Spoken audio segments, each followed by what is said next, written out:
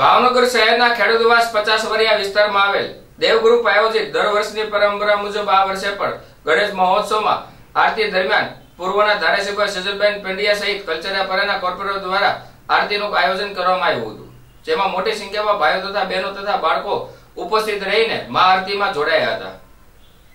ભાવનગર શહેરના ખેડૂતવાસ 50 વરિયા વિસ્તારમાં આવેલ દેવગ્રુપ આયોજિત દર વર્ષની પરંપરા મુજબ આ વર્ષે પણ ગણેશ મહોત્સવ દરમિયાન વિવિધ કાર્યક્રમનું આયોજન કરવામાં આવ્યું હતું, જ્યારે આ વર્ષે દેવગ્રુપ આયોજિત ગણેશ મહોત્સવ દરમિયાન પૂર્વના ધારાસભ્ય સજલબેન પંડ્યા તેમજ કલ્ચરિયાપરાના કોર્પોરેટર શ્રીઓ દ્વારા આરતી કરવામાં આવી હતી, જેમાં મોટી સંખ્યામાં ભાઈઓ બહેનો તેમજ બાળકો ખાસ ઉપસ્થિત રહ્યા હતા।